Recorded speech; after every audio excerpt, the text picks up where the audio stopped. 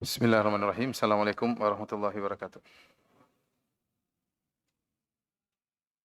Alhamdulillahi ala ihsani wa syukru lahu ala taufiqihi wa amtinani. Asyhadu an la ilaha illallah wahdahu la syarika lahu ta'ziman li sya'nih. Wa asyhadu anna Muhammadan abduhu wa rasuluhu da'ila ridwanih. Allahumma salli alaihi wa ala alihi wa ashabihi wa ikhwani. Para jamaah salat tarawih Masjid Saleh Hawa yang dirahmati oleh Allah Subhanahu wa taala, kita lanjutkan pembahasan kita dari tafsir surat Hud. Kemarin kita sudah sampai pada ayat yang 16 ya. Ayat 15 sudah kita kabarkan, sudah kita sampaikan. Allah berfirman, "Man kana yuridul hayatad dunya wa zinataha." Siapa yang menghendaki kehidupan dunia dan perhiasannya, nuwaffi ilaihim a'malahum fiha, maka kami akan penuhi balasannya di dunia, wa hum fiha la yubkhasun. Dan di dunia mereka tidak akan dikurangi jatah balasan dari kebaikan mereka. Ulaika alladziina laisa lahum fil akhirati illan nar. Mereka itulah orang-orang yang tidak dapat bagian di akhirat kecuali neraka. Wa habita ma sana'u fiha, dan gugur apa yang mereka lakukan. Wa batilun ma kanu ya'malun, dan batalah apa yang mereka kerjakan. Kemarin saya lupa bahwasanya ayat ini para ulama mengatakan ayat nomor 15 ini nuwaffi ilaihim a'malahum fiha wa hum fiha la yubkhasun. Siapa yang beramal kebaikan di dunia dengan niatnya untuk mendapatkan dunia, maka dia pasti dapat. Firman Allah, "Nuwaffi ilaihim a'malahum fiha." Dia pasti dapat. Wa hum fiha la yubkhasun, dan tidak akan dikurangi. Tapi ayat ini mutlak, kemudian ditaqyid dengan ayat dalam surat Al-Isra ya.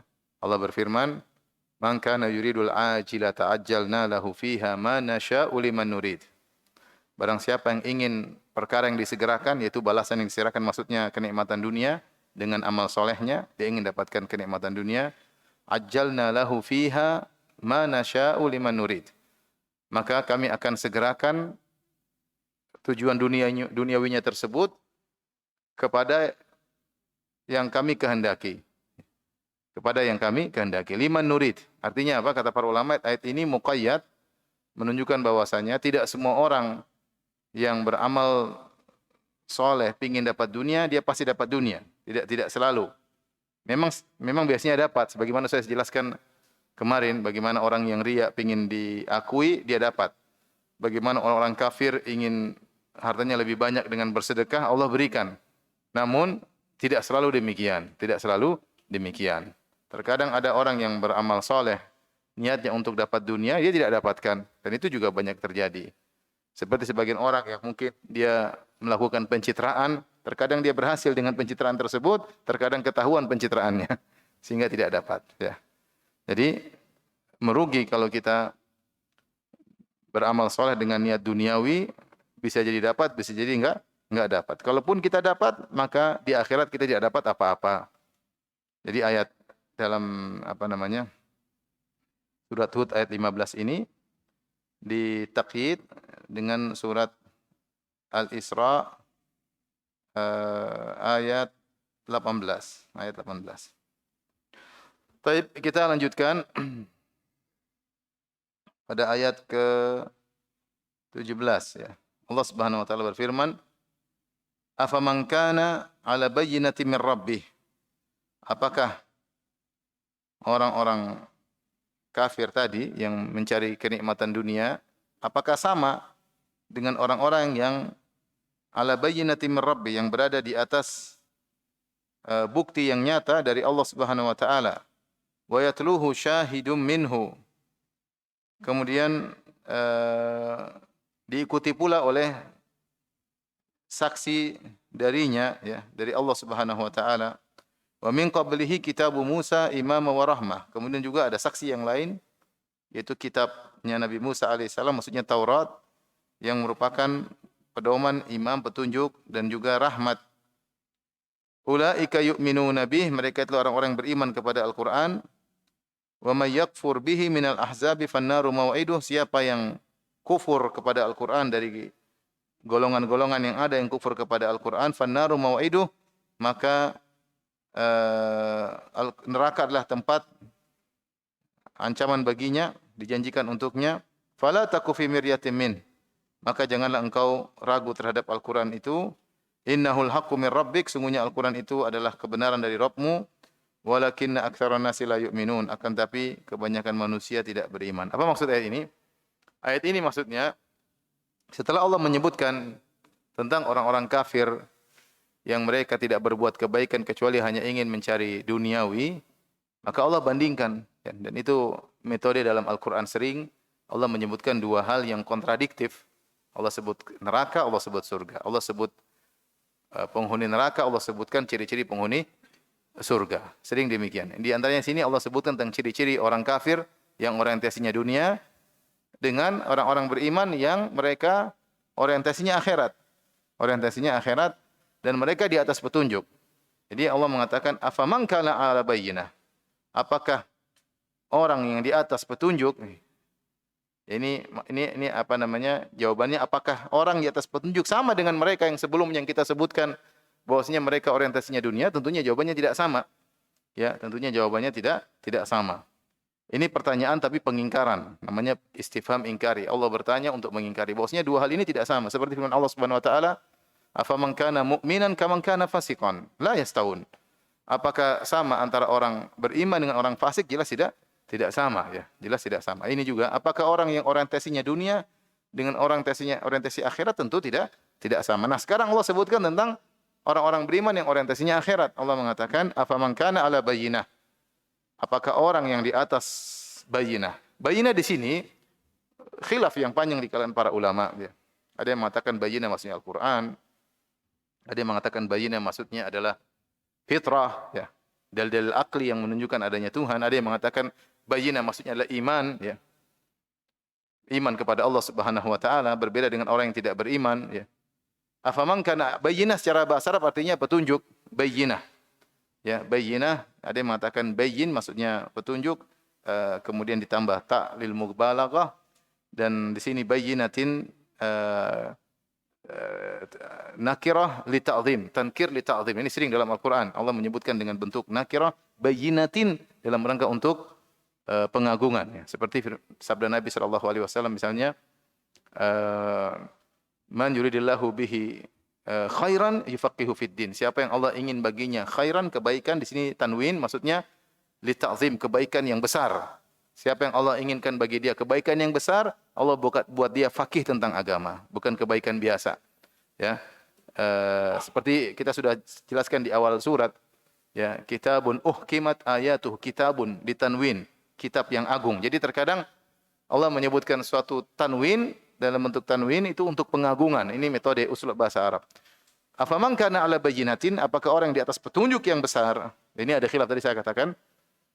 Ada yang mengatakan maksudnya adalah fitrah atau iman, seperti Ibnu Taimiyah yang berpendapat adalah iman kepada Allah Subhanahu wa taala. Dia percaya adanya Tuhan, dia percaya adanya akhirat, sehingga orientasinya adalah akhirat. Min rabbih, petunjuk dari Rabbnya, ya. Wa yatluhu syahidun. Tala yatlu bisa dua artinya, bisa artinya qara'a yaqra, bisa artinya tabi'a, mengikuti, dan maksud dalam ayat ini yang lebih pas adalah mengikuti, ya. Apa namanya? Maksudnya adalah mengikuti. Dan diikuti setelah dia memiliki petunjuk bahwa iman kepada Allah, ternyata selain itu wa yatluhu syahidun.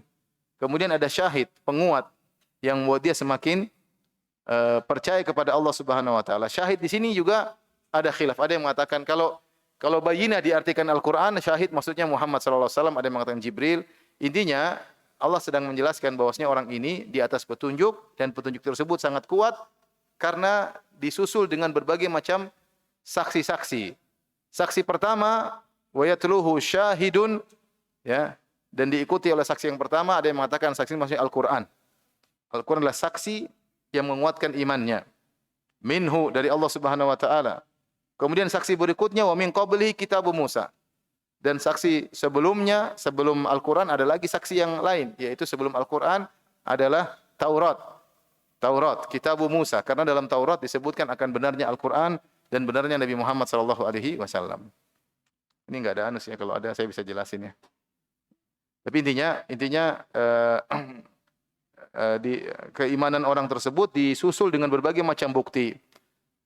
Ada yang mengartikan syahid maksudnya Muhammad, ada yang mengartikan syahid maksudnya Al-Quran, kemudian dikuatkan dengan saksi sebelumnya yaitu kitab Musa, maksudnya Taurat, karena dalam Taurat disebutkan akan benarnya Nabi Muhammad dan akan benarnya Al-Quran.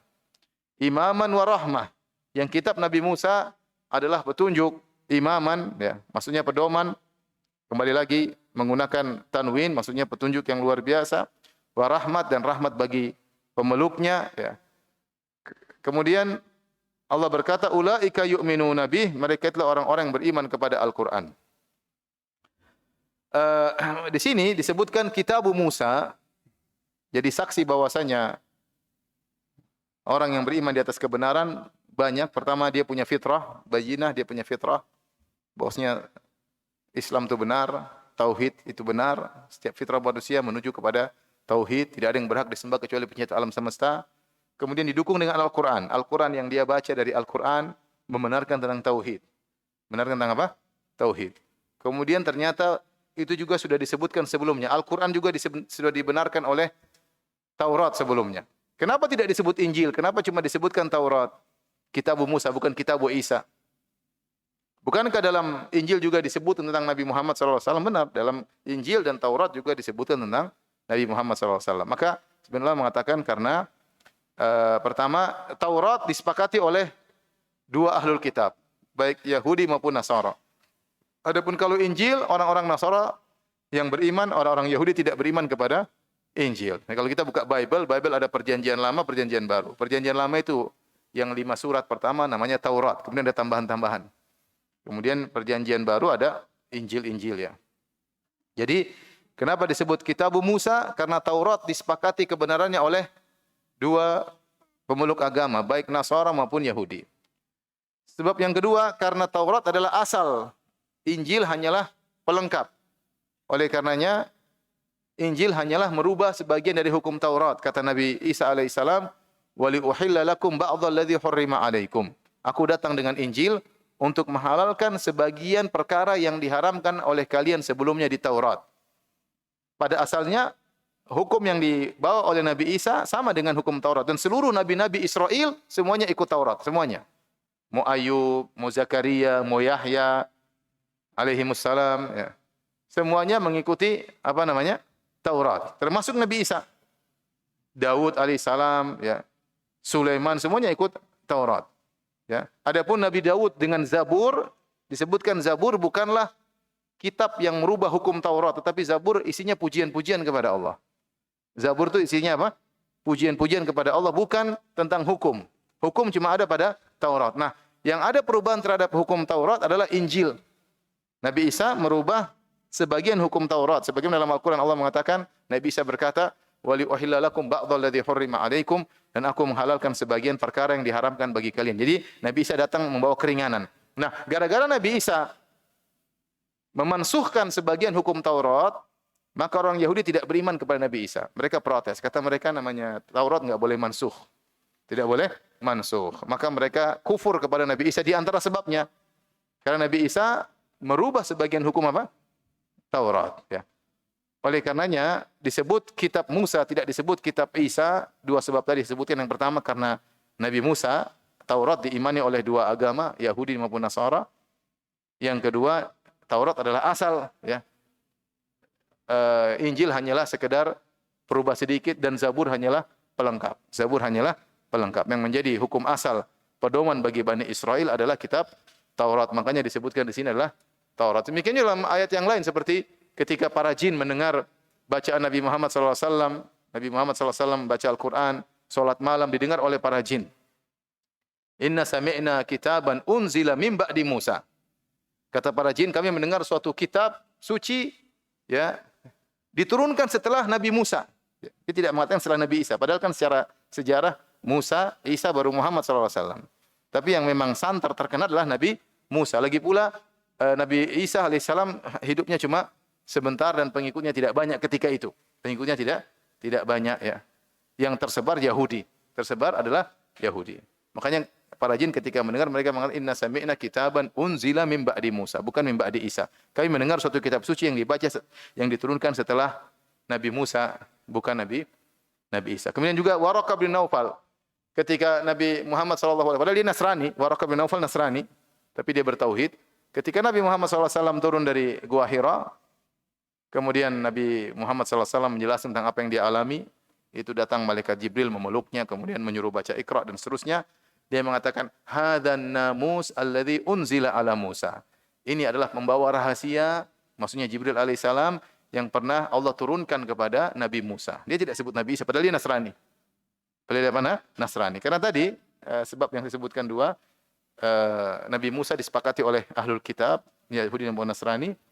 Kemudian hukum asal peraturan dalam Bani Israel adalah Taurat. Injil hanya merubah sedikit, Zabur hanyalah pujian-pujian kepada Allah Subhanahu wa taala. Paham atau tidak? Kalau ditanya bisa jawab. Tapi enggak ada hadiahnya. Baik. Jadi Allah menyebut, apakah sama orang-orang yang orientasinya dunia dengan orang-orang yang orientasinya akhirat, yang beriman kepada Allah Subhanahu wa taala, imannya dikuatkan dengan fitrahnya, dengan Al-Qur'an, didukung dengan Taurat, bahwasanya Muhammad itu benar, Al-Qur'an itu benar. Ulaika yu'minuna bih, mereka itulah orang-orang yang beriman kepada Al-Qur'an, atau tafsir yang lain beriman kepada Nabi Muhammad. Tidak ada bedanya, Al-Qur'an Muhammad beda sedikit ya. Yang beriman kepada Muhammad berarti beriman kepada Al-Qur'an, beriman kepada Al-Qur'an berarti beriman kepada Nabi Muhammad sallallahu alaihi wasallam. Perhatikan setelah itu, wa may yakfur bihi minal ahzab. Dan siapa yang kufur kepada Muhammad, atau dalam tafsir yang lain kufur kepada Al-Qur'an, fannaru mau'iduh, maka neraka adalah tempat janjinya dia untuk dimasuki, ya. Ayat ini ya ditafsirkan oleh Ibnu Abbas dan juga murid-muridnya ya. Mereka mengatakan bahwasanya ya, Al-Ahzab sini artinya Al-Milal. Al-Ahzab ahlul milal. Agama manapun, kelompok manapun yang tidak beriman kepada Nabi Muhammad sallallahu alaihi wasallam atau tidak beriman kepada Al-Qur'an dalam tafsiran yang lain, fannaru mau'idu, maka tempatnya neraka. Tempatnya neraka. Ya. Dan ini sesuai dengan hadis Nabi sallallahu alaihi wasallam dalam Sahih Muslim, kata Nabi sallallahu alaihi wasallam, "Walladzi nafsu Muhammadin biyadihi la yasma'u bi ahadun min hadhil ummah Yahudiyun kana aw Nasraniyan thumma yamutu wa lam yu'min billadzi ursiltu bihi illa kana min ahlin nar." Tidak ada seorang pun dari umat ini, Yahudi atau Nasrani, yang mendengar tentang aku, tentang Muhammad, kemudian dia meninggal dalam kondisi tidak beriman kepada apa yang aku bawa, kecuali masuk neraka. Kecuali masuk neraka. Jelas bahwasanya yang tidak beriman kepada Nabi Muhammad berarti masuk neraka, berarti musyrik. Ya. Ketika datang Islam, maka seluruh agama sebelumnya mansuh. Sebelumnya mansuh. Makanya ketika Umar bin Khattab radhiyallahu anhu pernah membaca lembaran dari Taurat, maka Rasulullah SAW marah. Rasulullah SAW mengatakan, "Amutahawwikuna anta ya ibnal Khattab?" Apakah kau ragu wahai Umar? Kemudian Nabi SAW mengatakan, "Lau kana Musa hayyan ma wasi'ahu illa tibai." Seandainya Nabi Musa masih hidup, dia pasti menjadi pengikutku. Dia pasti menjadi pengikutku. Oleh karenanya Nabi Isa alaihissalam yang akan turun di akhir zaman akan berhukum dengan hukum Nabi Muhammad sallallahu alaihi wasallam. Bahkan dia bermakmum kepada Imam Mahdi. Bahkan dia bermakmum kepada Imam Mahdi. Oleh karenanya begitu turun Nabi Muhammad sallallahu alaihi wasallam atau diutus Nabi Muhammad sebagai seorang nabi, semuanya harus masuk Islam. Makanya Nabi sallallahu alaihi wasallam mendakwai orang-orang Yahudi, Nabi mendakwahi Bani Qainuqa, Nabi mendakwahi Bani Nadir, Nabi mendakwahi Bani Quraidah. Nabi suruh mereka masuk Islam. Kalau mereka tidak masuk Islam maka neraka. Ini udah jelas. Kita sejak lahir kita tahu yang masuk surga cuma orang apa? Islam. Itu tidak. Sejak lahir kita. Maksudnya sejak kita ngerti agama, orang tua kita sudah ngajarin yang masuk surga cuma apa? Orang Islam. Dan ini berlaku pada semua agama. Semua agama juga demikian. Maksudnya orang Nasrani. Orang Nasrani juga meyakini yang selamat cuma yang ikut juru selamat, ya enggak? Siapa juru selamat maksudnya? Nabi Isa. Yang beriman kepada Nabi Isa pasti selamat. Tidak beriman kepada Nabi Isa tidak selamat. Tapi apalagi Yahudi. Yahudi lebih eksklusif lagi. Yang bisa masuk surga cuma orang Yahudi. Bani Israel di luar daripada Yahudi tidak akan masuk surga. Jadi sebenarnya setiap agama eksklusif, merasa dia yang paling benar sendiri. Bukan cuma kita saja maksud saya. Kita memang meyakini demikian, dalil-dalil menunjukkan demikian. Nah, buktinya Nabi SAW berdakwah, Nabi kirim surat kepada Heraklius untuk masuk Islam, Nabi kirim surat kepada Al-Muqawqis yang beragama Nasrani untuk masuk Islam, Nabi mendakwai para Yahudi untuk masuk Islam, Nabi berperang melawan Romawi, Nabi berperang melawan Persia, menyuruh mereka untuk masuk Islam. Ya. Jadi, kalau ternyata semua agama masuk surga, kalau semua agama Yahudi masuk surga, Nasara masuk surga, ngapain Muhammad diutus? Nah, kurang kerjaan Nabi kirim surat kepada siapa? Heraklius. Kata Nabi, aslim taslam. Masuklah Islam kau Heraklius, kau akan selamat. Kalau kau tidak masuk Islam, ya, fa in tawallait fa inna ma 'alaika itsmul arisiyin. Kata Nabi, kalau kau tidak masuk Islam wahai Heraklius, kau akan tanggung dosa rakyatmu. Kau akan tanggung dosa rakyatmu. Ancaman dalam Sahih Bukhari. Ya, kalau ternyata Heraklius Nasrani masuk surga, ngapain Nabi kirim surat seperti itu? Makanya maksud saya ini konyol orang-orang liberal mengatakan semua agama masuk surga, itu konyol. Makanya liberal ini musuh semua agama. Liberal musuh semua agama. Karena Yahudi tidak mungkin mengatakan semua agama masuk apa? Surga. Wong dia ribut sama orang-orang Palestina tiap hari. Terus tidak mungkin Nasrani mengatakan semua agama masuk. Enggak mungkin. Makanya mereka ada kristenisasi, mereka dakwah ke sana kemari. Kalau ternyata orang Islam juga masuk surga, ngapain mereka bagi-bagi makanan di kampung-kampung? Ngapain? Karena mereka meyakini orang yang tidak ikut Nabi Isa alaihissalam adalah domba-domba yang tersesat. Saya pernah di Sorong, ada pedesaan apa? Transmigrasi orang-orang Jawa. Saya ke sana ketemu dengan ustadz-ustadznya di Sorong di Papua, orang-orang Muhammadiyah. Terus mereka bilang sama saya, Ustadz, tadi ada beberapa pendeta kemudian datang ke sini berdakwah. Mereka bilang kami ingin menyelamatkan domba-domba yang tersesat. Saya bilang sama mereka, kalau mereka datang lagi, bilang kami di sini onta-onta yang sudah benar. Jadi onta-onta yang lurus, nggak tersesat. Domba tersesat, kita onta, kita bilang. Jadi, nggak ada. Semua agama merasa paling benar. Jadi omong kosong kalau semua agama surga, cuma orang-orang liberal bahlul aja yang bilang demikian. Mana Nasara nggak pernah ngomong begitu. Mana Nasara, pendeta Nasara bilang semuanya masuk surga, nggak ada. Mana ada pendeta Nasara bilang semua orang masuk apa? Surga, nggak ada. Mereka saja ada kristenisasi.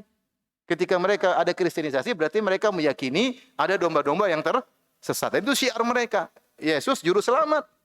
Dan ada nas-nas dari Injil yang menunjukkan selain dari Nasara, neraka tidak selamat. Ada ya. Saya tulis dalam disertasi saya.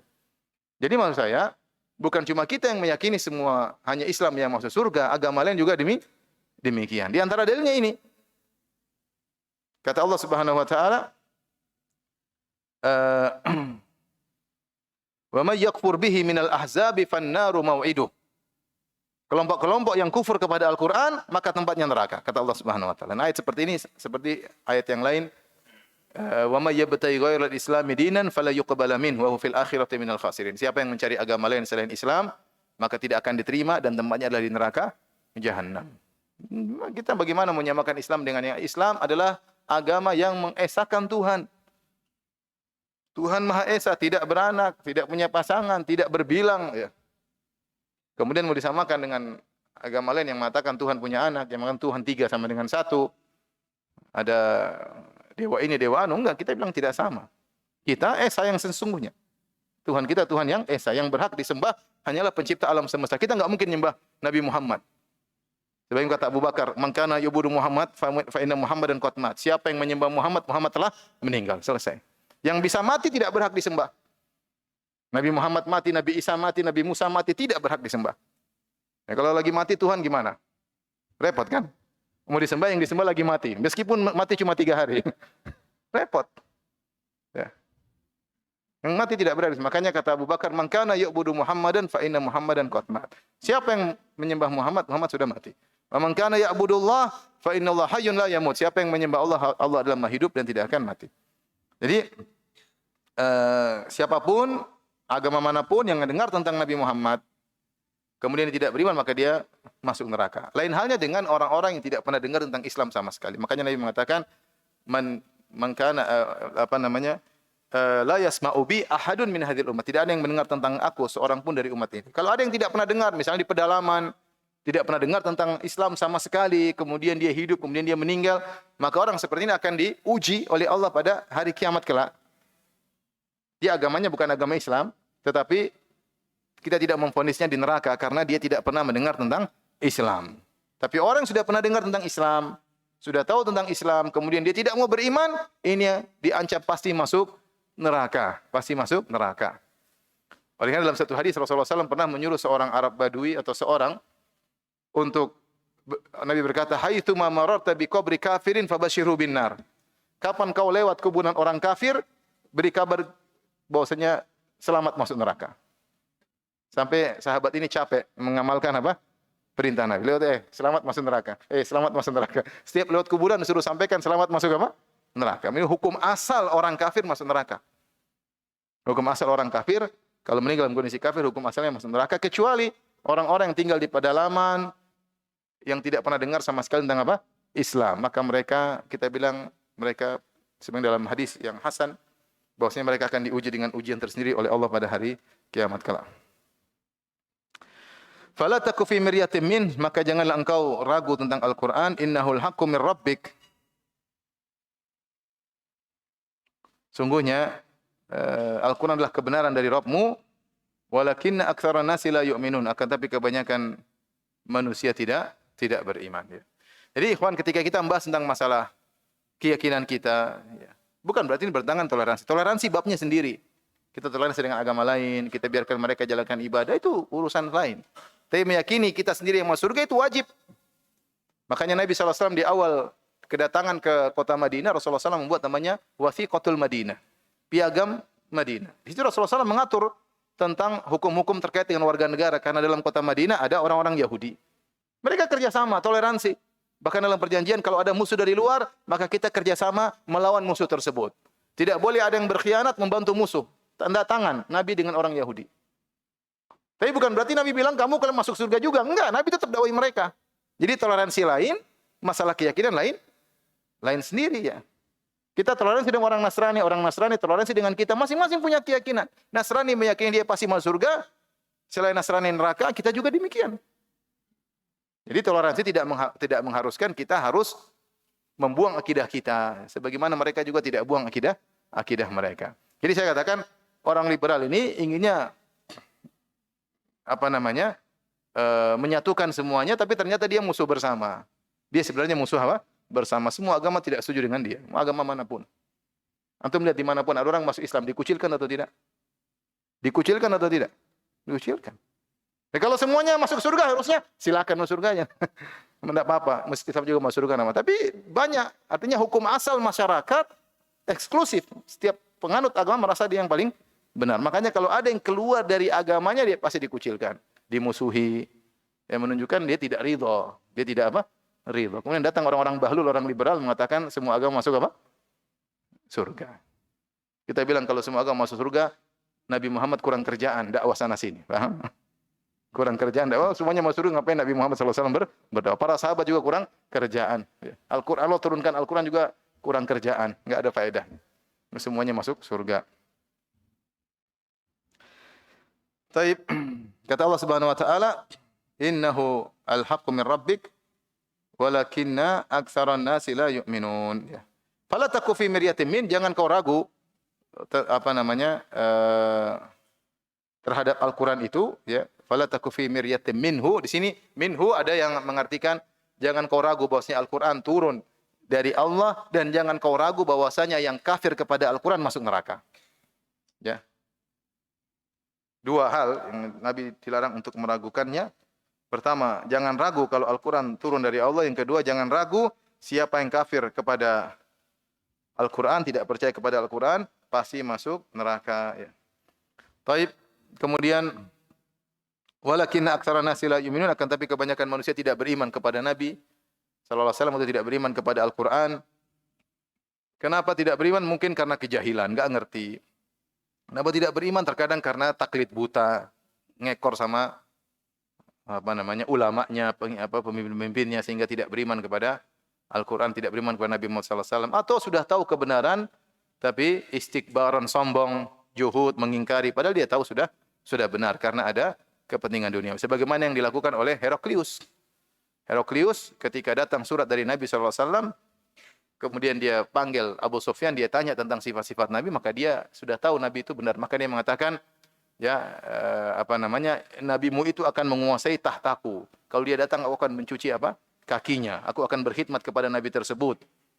Dia percaya kepada Nabi Muhammad SAW, Heraklius. Akhirnya dia kumpulkan rakyatnya. Kemudian dia bilang, bagaimana kalau kita berbaiat atau kita beriman kepada Nabi ini? Akhirnya rakyatnya pada ngamuk. Akhirnya dia bilang, enggak, saya cuma tes iman kalian.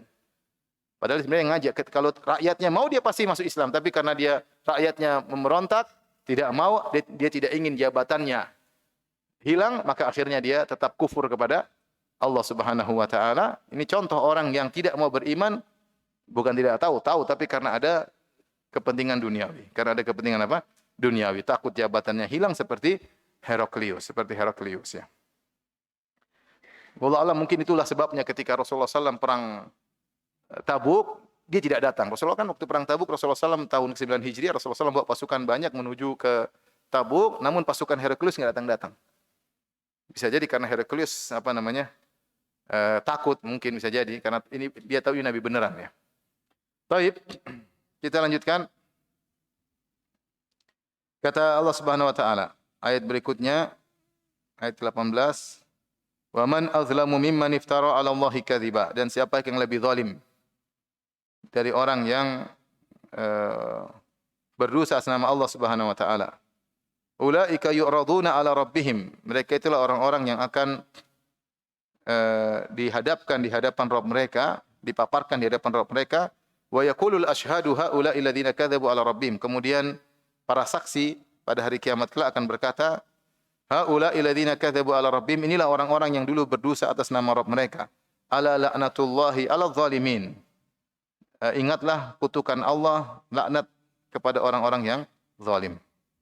Di sini Allah Subhanahu wa taala jelaskan tentang orang yang paling zalim. Orang paling zalim adalah orang yang berdosa atas nama Allah Subhanahu wa taala. Dusta terhadap nama Allah banyak, ya. Seperti mereka orang-orang Quraisy, mereka mengatakan kami punya berhala-berhala yang akan beri syafaat bagi kami pada hari kiamat kelak. Mereka tidak percaya kepada hari kiamat, tapi kata mereka, ini syafaat pemberi syafaat akan memudahkan kami mendapatkan rizki dengan minta lewat mereka. Kalau di dunia, kalau di akhirat kami akan diberi syafaat oleh mereka. Ini semua kedustaan. Jadi mereka berdosa nama Allah dengan punya filsafat pemberi syafaat. Ini memberi syafaat. Haula'i syufa'auna indallah. Mereka adalah pemberi syafaat kami di sisi Allah.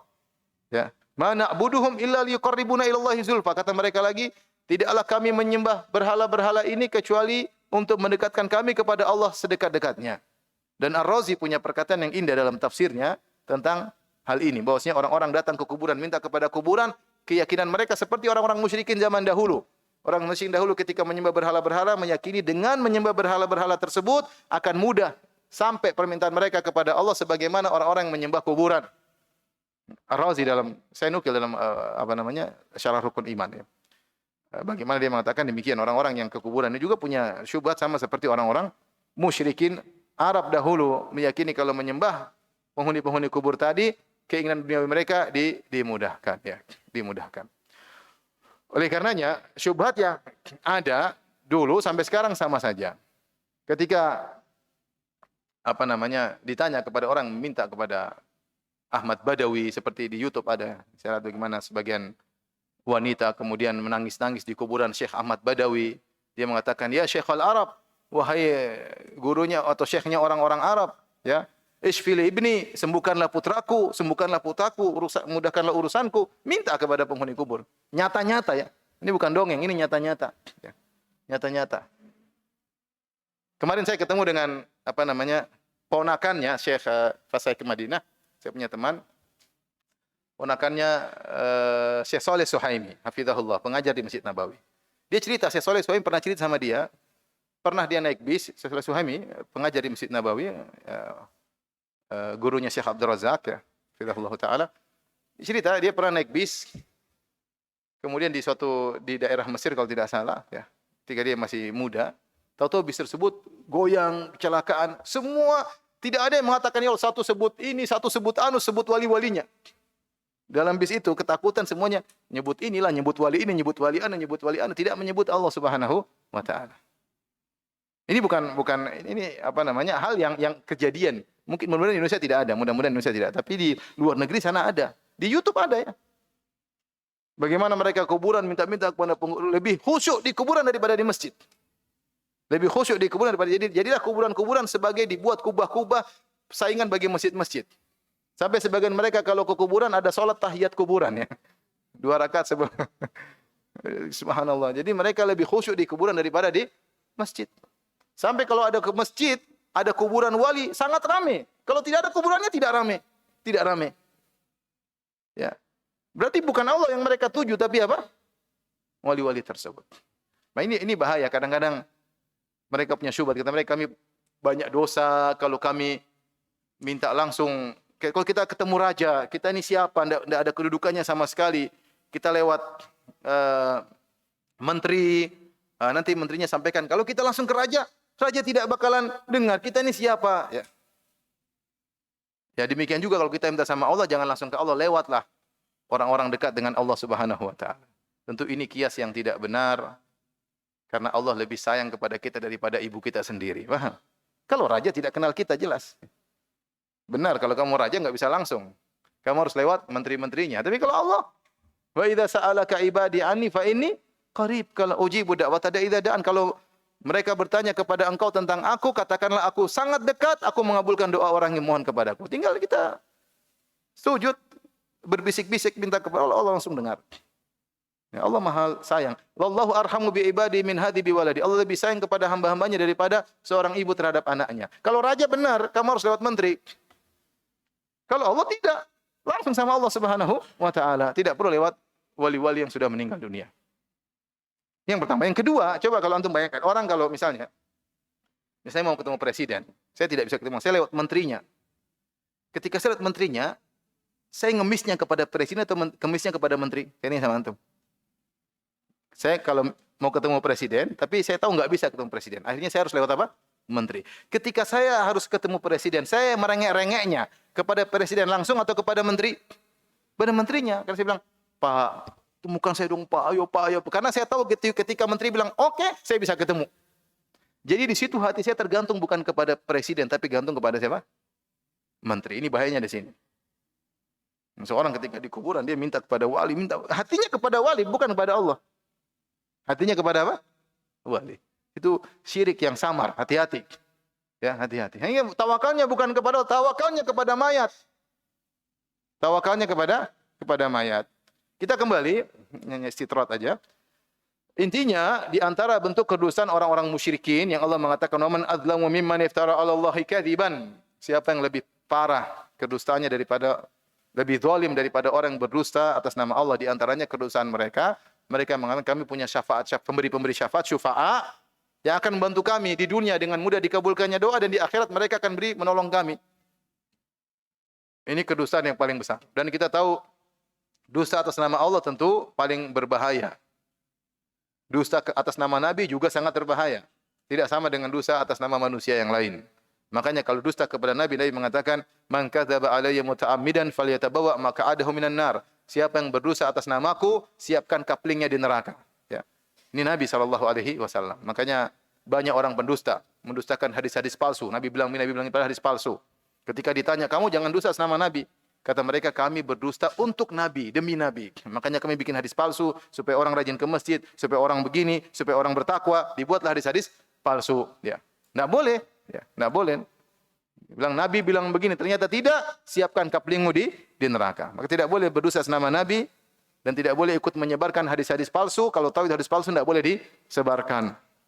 Kalau berdosa kepada Nabi saja bahaya, apalagi berdosa atas nama Allah Subhanahu wa taala dengan menyatakan bahwasanya sembahan-sembahan kami akan beri syafaat bagi kami di dunia maupun di akhirat. Ulaika yu'raduna 'ala rabbihim. Mereka itu nanti di hari kiamat kelak akan dipaparkan. Akan dipaparkan di hadapan Allah. Tentu semuanya manusia akan dipaparkan kepada Allah. Kita semua akan dipaparkan. Yauma idzin tu'radun. Kalian semuanya akan dipaparkan di hadapan Allah. Semuanya kita akan. Tapi kenapa disebutkan mereka secara khusus? Ulaika yu'raduna 'ala rabbihim, karena pemaparan mereka dihadapkan kepada Allah dengan penghadapan khusus di mana mereka dipermalukan. Di mana mereka dipermalukan. Kita orang-orang beriman, astagfirullah, maksudnya orang beriman akan dipaparkan tapi dengan cara yang terpuji, ya, seperti saya bacakan.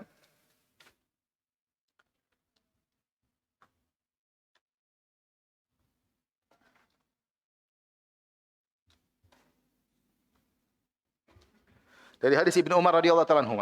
Semua dipaparkan, tapi orang kafir, mereka ini dipaparkan secara khusus. Kata, saya mau sabar ya, agak panjang hari ini. Sabar ya. Ya, karena besok kita masuk kisah Nabi Nuh. Ini pembukaan semua masih panjang ya. Baik. Ya, antum harus sabar lah. Saya aja sabar apalagi antum. Kalau nggak sabar keterlaluan. Baik. Kata Ibnu Umar, sami'tu Rasulullah sallallahu alaihi wasallam aku mendengar Rasulullah sallallahu bersabda, "Yudnal mu'minu yaumal qiyamati min Rabbi azza wa jalla hatta yada'a alaihi kanafahu." Seorang mukmin pada hari kiamat kelak akan didekatkan kepada Allah sampai Allah menutupinya. Fa yuqarriruhu bidunubi, maka Allah ini namanya dihadapkan, dipaparkan di hadapan Allah. Tapi orang mukmin dengan terpuji, dia cuma antara dia dengan Allah, tidak ada yang lain. Allah tutup dia, antara Allah dengan dia saja. Maka Allah sebutkan dosa-dosanya, ya. Fa yaqul hal ta'rifu, kau masih ingat dosamu ini? Fa yaqulu i rabbi, iya Rabb, saya masih ingat. A'rifu, saya ingat. Qala fa inni, terus dia tanya lagi. Hal ta'rif, kau tahu ini? Terus kau ingat ini, ingat ini, ingat, sampai dia merasa dirinya akan binasa.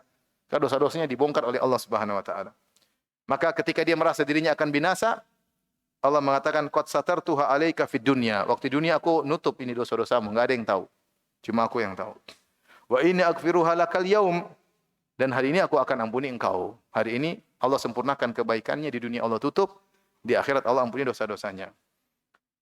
Wa ammal kuffar, kata Nabi, adapun orang-orang kafir, wal munafiqun, dan orang-orang munafik, fayunada bihim ala ru'usil khalaik, maka mereka akan dipaparkan di hadapan Allah tapi dipermalukan.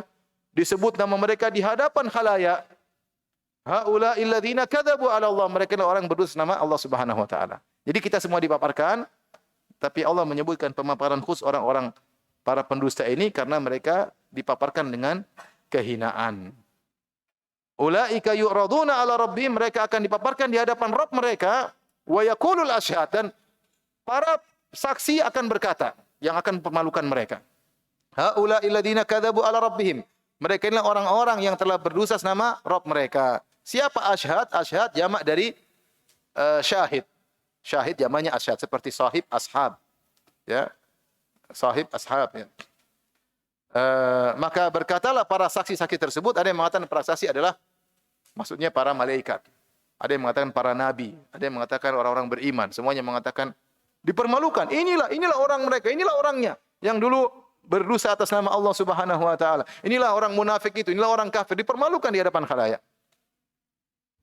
Ala la'natullahi 'alal zalimin. Ingatlah laknat Allah terhadap orang-orang yang berbuat kezaliman. Apa sifat mereka? Alladzina yasudduna an sabilillahi wa yabghunaha iwaja. Yaitu orang-orang yang menghalangi dari jalan Allah. Orang munafik, orang kafir, tidak suka dengan Islam, mereka menghalangi orang dari jalan Allah. Wa yabghunaha iwaja, dan mereka ingin jalan tersebut bengkok. Jalan Islam itu benar, lurus. Mereka ingin bengkok. Bagaimana caranya? Mereka bikin isu tentang Islam. Islam itu begini, Islam itu begini, Islam itu begini. Sunnah itu begini, sunnah itu begini. Bikin isu kebohongan. Sehingga orang kabur, tidak berani. Ini Islam yang benar, tapi dikata-katain, oh ini suka mengkafirkan lah. Ini suka inilah. Mengajarin durhaka sama orang tua lah. Menganggap orang lain najis lah. Tidak mau bersalawat kepada Nabi lah. Macam-macam. Ya. Islam itu beginilah, Islam itu begini. Enggak boleh seperti itu, enggak boleh. Dusta, ya. Jadi orang-orang kafir ini ingin bahwasanya Islam nampak buruk di hadapan masyarakat, sehingga mereka sering mengatakan Islam adalah teroris. Islam adalah apa? Teroris. Ya. Makanya kalau kita lihat sebagian orang-orang kafir yang masuk Islam, seperti ada di YouTube tuh orang Australia, dia masuk ke masjid, dia bilang mati aku masuk ke masjid. Dipikir semua orang mau bunuh dia. Terus dia dengar ceramah, sebentar lagi ceramah, bunuh saya. Dipikir ceramahnya teroris, suruh bunuh orang kafir. Ternyata dia tidak mendengar kecuali kedamaian. Akhirnya dia masuk apa? Masuk Islam. Ya. Nah, sekarang Islam tersebar di mana-mana dengan cepat, dengan kuat, dengan akhlak. Dengan akhlak. Berita-berita santer, isu-isu buruk tentang Islam disebarkan. Tapi orang berinteraksi langsung. Orang kafir sendiri mengakui. Saya dengar ada seorang pembesar di Amerika Serikat. Dia mengatakan, gimana kita mengatakan orang Islam begini-begini? Kalau kamu bertetangga dengan orang Islam, kamu nyaman. Anakmu nyaman kalau punya tetangga orang apa? Islam. Nyaman. Karena dia tidak ngajar narkoba, tidak ajar ini, tidak ajar. Kalau kamu punya tetangga, anakmu main sama orang Islam, nyaman. Seperti artinya, Mereka tahu bagaimana akhlak Islam. Jadi sifat mereka ini wa yabghunaha iwaja, maksudnya mereka ingin jalan kepada Allah itu dibengkokkan dengan membuat isu-isu yang buruk tentang Islam. Wa hum bil akhirati hum kafirun, dan mereka itu kafir kepada akhirat, tentang hari pembalasan. Di sini Allah mengatakan wa hum bil akhirati hum, mereka terhadap akhirat merekalah yang kafir. Jadi Allah mengulangi mereka dua kali. Seakan-akan tidak ada orang kafir kecuali mereka. Mereka itulah yang kepada akhirat, mereka yang kafir, seakan-akan enggak ada yang lain. Artinya apa? Banyak orang kafir, tapi mereka disebutkan secara khusus karena mereka mengumpulkan berbagai macam dosa-dosa yang parah, berdosa nama Allah Subhanahu wa taala, membuat isu-isu yang buruk tentang apa? Islam, ya. Seperti itu di antaranya. Kemudian tidak beriman kepada Al-Qur'an, ya. Taib. Selanjutnya Allah berfirman, ulaika lam yakunu mu'jizina fil ardi wa ma kana lahum min dunillahi min awliya. Mereka itulah orang-orang yang tidak mampu menghalangi Allah untuk mengadab mereka di dunia ini. Artinya orang-orang kafir, Allah kalau mengadab mereka mudah. Cuma Allah tidak mengadab mereka karena ada hikmah yang Allah kehendaki. Tapi kalau Allah ingin mengadab mereka, mudah. Allah punya cara. Ya, Fir'aun yang sombong dengan Allah bisa bikin binasa. Kaum Ad, kaum Samud, ya, yang pernah sombong, pernah angkuh, Allah bisa bikin binasa. Tidak ada yang bisa selamat. Kalau Allah ingin mengadab, tidak ada yang bisa selamat. Karena bumi milik Allah, mereka pun ciptaan Allah Subhanahu wa taala. Namun Allah tidak mengadab karena ada hikmah yang Allah kehendaki. Wa ma kana lahum min dunillahi min awliya, dan tidak ada penolong-penolong bagi mereka selain Allah Subhanahu wa taala di hari akhirat kelak. Wattakhadhu min dunillahi wattakhadhu min duni alihatan liyakunu lahum izza kalla sayakfuruna biibadatihim wa yakununa alaihim dhidda. Mereka menjadikan sembahan-sembahan selain Allah untuk semakin kuat. Kata Allah sekali-sekali tidak. Pada hari kiamat kelak sembahan-sembahan mereka itu justru menjadi musuh-musuh bagi mereka. Jadi pada hari akhirat kelak, maka lahum min dunillahi min awliya, sembahan-sembahan yang mereka sembah, yang mereka sangka menolong mereka, tidak menolong sama mereka. Semuanya berlepas diri. Nabi Isa berlepas diri. Di akhirat kelak Allah kumpulkan Nabi Isa dengan orang-orang Nasara yang menyembah Nabi Isa. Anta qulta lin-nasi ittakhiduni wa ummiya ilaahan min dunillah. Wahai Isa, kau pernah bilang enggak sama mereka, jadikanlah aku dan ibuku Tuhan selain Allah? Nabi Isa bilang tidak pernah. Di hadapan mereka, mereka berharap Nabi Isa tolong mereka, tidak akan tolong. Nabi Isa berlepas diri dari mereka. Yang menyembah malaikat juga. Aha ulaik iyyakum kanu ya'budun, wahai para malaikat, apakah dulu mereka menyembah kalian? Kata malaikat, la, bal kanu ya'budunal jinna. Tidak, dulu mereka menyembah jin ya Allah. Berlepas diri. Semua berlepas diri. Semua berlepas diri. Yudha'afu lahumul adzab. Akan dilipat gandakan bagi mereka azab pada hari kiamat kelak. Maka nayasatina sam'a wa makanu yubsirun. Mereka ketika di dunia tidak mampu untuk mendengar, tidak mampu untuk melihat. Apa maksudnya mereka tidak mampu mendengar, tidak mampu untuk melihat di dunia? Artinya mereka mendengar tapi tidak mengambil manfaat. Mereka melihat tapi tidak mengambil manfaat. Ada yang mengatakan karena saking bencinya kepada Nabi Muhammad, mereka tidak mau mendengar. Padahal suaranya sampai tapi mereka tidak mau mendengar. Tidak mampu untuk mendengar karena saking bencinya. Tidak mampu untuk melihat karena saking bencinya kepada Rasulullah sallallahu alaihi wasallam. Artinya mereka, ya, telinga mereka tidak bermanfaat, pandangan mereka tidak bermanfaat. Ulaika alladziina khasiru anfusahum. Mereka adalah orang-orang yang merugikan diri mereka sendiri. Mereka merugikan diri mereka di hari kiamat, tidak mendapatkan surga, dan mereka merugikan diri mereka, akhirnya membuat diri mereka masuk dalam neraka jahanam kekal abadi selama-lamanya. Wa dhalla anhum ma kanu yaftarun.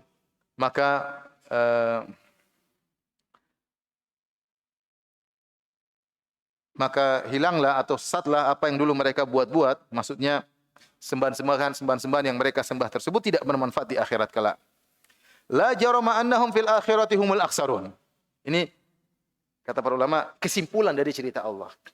Setelah Allah bercerita tentang sifat-sifat mereka, di akhir ayat Allah mengatakan la jarama itu ada yang mengatakan hak memang begitu, atau la budda memang harus begitu, bahwasanya annahum fil akhirati humul akhsarun, memang pantas bagi mereka atau memang mereka sudah berhak di akhirat kelak mereka adalah orang yang paling merugi. Allah mengatakan al-akhsarun yaitu orang-orang yang paling merugi. Artinya ada orang-orang yang merugi yang masuk neraka sama dengan mereka, tapi yang paling merugi mereka ini. Karena mereka paling merugi karena mereka telah mengumpulkan berbagai macam kesesatan selama di dunia, ya. Artinya orang-orang kafir bertingkat-tingkat. Yang paling merugi yang modelnya seperti ini. Yang tidak beriman kepada Al-Quran, yang bikin isu tentang Islam yang buruk, yang benci kepada Islam, benci kepada Nabi Muhammad, tidak mau mendengar firman Allah Subhanahu wa taala, tidak mau melihat Nabi sallallahu alaihi wasallam, berdusta mengatakan bahwasanya sembahan-sembahan mereka akan menolong mereka. Mereka ini orang yang paling parah di akhirat, yang paling merugi. Kemudian kata Allah, setelah Allah menyebutkan, ini metode Allah, setelah Allah menyebutkan orang-orang masuk neraka, Allah sebutkan penghuni surga. Innal ladzina amanu wa amilus solihat. Beda dengan orang-orang. Cerita orang neraka sudah selesai. Kesimpulannya mereka yang berhak untuk yang paling merugi. Setelah itu Allah berfirman, innal ladzina amanu wa amilus solihat. Orang-orang yang beriman dan beramal saleh wa akhbatu ila rabbihim. Akhbatu maksudnya mereka khusyuk. Ada yang mengatakan mereka tawadhu. Dari khabat. Khabat adalah munkhafid minal ard, yaitu bagian tanah yang landai. Digunakan maknanya adalah orang-orang beriman itu orang-orang yang tawadhu, yang khusyuk ketika beribadah, jauh dari kesombongan. Kalau mendengar Al-Quran mereka mendengar dengan baik. Makanya mereka akhbatu ila rabbihim. Mereka tawadhu kepada Rabb mereka. Ulaika ashabul jannah. Mereka lah penghuni surga. Hum fiha khalidun. Mereka kekal di surga. Mathalul fariqaini kal a'mal wal asam wal basiri was sami. Perumpamaan dua kelompok ini, kafir maupun beriman, kal a'ma wal asam wal basir was sami. Seperti dua model. Ada yang buta dan tuli, melihat dan mendengar. Yang kafir itu mengumpulkan dua sifat, buta dan tuli, tidak bisa melihat kebenaran, tidak bisa mendengar kebenaran. Adapun yang beriman seperti al-basir as-sami', yang melihat kebenaran dan mendengar kebenaran. Tentu berbeda antara orang yang buta dan tuli. Kita mau sudah buta tuli mau jelaskan gimana, nggak bisa. Mau dijelaskan pakai isyarat nggak bisa lihat, mau diomongin juga nggak bisa dengar. Sudah selesai. Semua sumber ilmu tidak bisa. Itulah perumpamaan orang kafir. Summum bukmun umyum fahum la yarji'un aw yaqilun. Semua mereka tidak bisa tuli. Adapun orang beriman melihat dan mendengar. Hal yastawiyani masalah, apakah sama dua model orang ini? Jawabannya tidak. Afala tadhakkarun. Tidakkah kalian mengambil atau mengingat pelajaran ya dari perbandingan tersebut? Selesai. Besok kita akan masuk pada kisah Nabi Nuh alaihissalam. Agak santai dikit ya. Baik, demikian. Ada yang bertanya? Tidak ada. Alhamdulillah. Wabillahi taufiq wal hidayah. Assalamualaikum warahmatullahi wabarakatuh.